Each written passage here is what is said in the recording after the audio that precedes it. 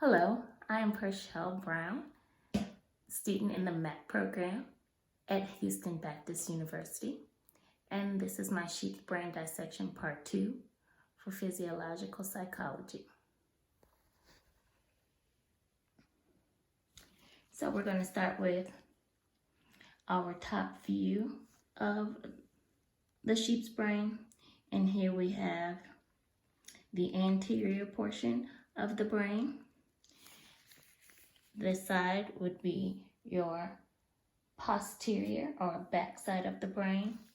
The sides would be your lateral, and the middle portion would be the medial. We're going to start by looking at the cerebrum. The cerebrum determines intelligence, personality, thinking, perception. It produces language, interpretations of sensory, impulses, and motor functions. Next, we have the cerebellum. The cerebellum is responsible for regulation and coordination of movement, posture, and balance.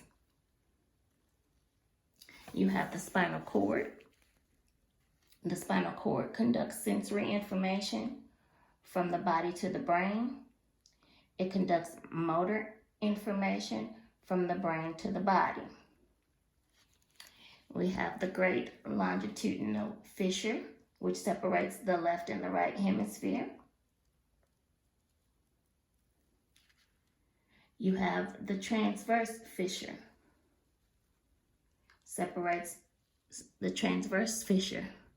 which separates the cerebrum from the cerebellum. The brain is divided into 4 lobes, defined according to their functionality. So you have the frontal lobe. The frontal lobe is where motor functions, higher order functions, reasoning and planning, judgment, impulse control, and memory take place. You have the parietal lobe, where cognition, information, processing, touch, pain, spatial orientation, speech, and visual perception takes place. Next, you have the occipital lobe towards the rear of the brain, where visual perception and color recognition takes place. And you have your temporal lobes on either side of the brain. They're responsible for auditory perception, memory, speech, emotional responses, and visual perception.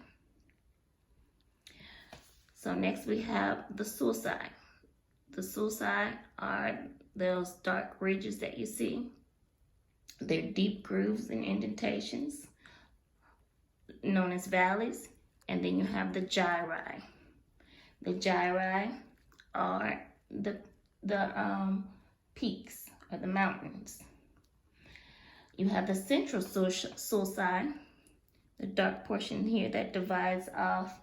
It's a large dark groove that separates the parietal lobe and the frontal lobe. And then you have the lateral sulcus. The lateral sulcus is a deep, large groove indentation that separates the parietal lobe from the temporal lobe. Flip the brain over here. So here on the anterior side, you'll see that we have the optic nerve. And the optic nerve is connected to what's underneath the olfactory. Hard to do this with the one hand and flipping. Okay, so use my hand.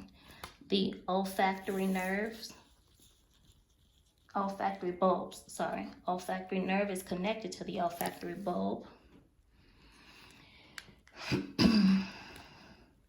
Next, you have the optic chiasm. The optic chiasm is located at the base of the brain, where optic nerves cross and carry information to the brain. The optic nerve of the right eye carries information to the left side of the brain, and the left eye carries information to the right side of the brain. This allows for depth perception. Next, you have the midbrain, and the lumps next to above it would be the pons. The pons controls autonomic functions, arousal. It relays sensory to the cerebrum and the cerebellum, and it's also responsible for sleep. Then you have the medulla oblongata.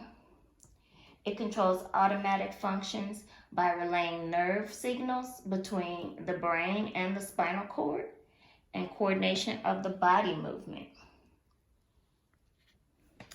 So, inside of the brain,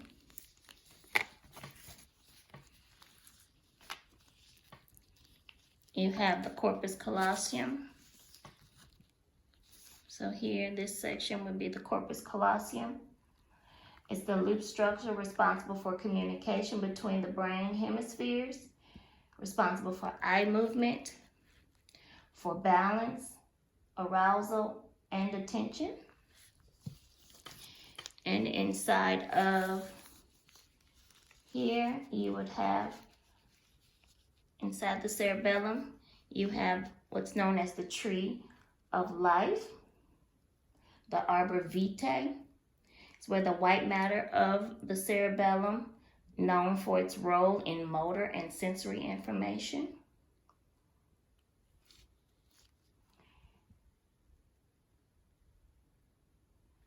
So you also have this whole section would be also known as the cerebral cortex. It's the outer portion of the brain made up of the sulci and the gyri. Then deep within here, you have the pineal gland.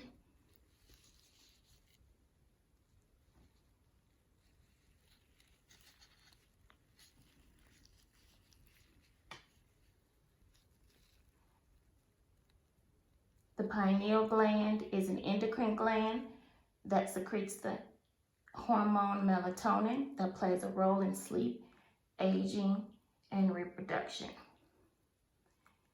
So I think I'm above my 20, but you also have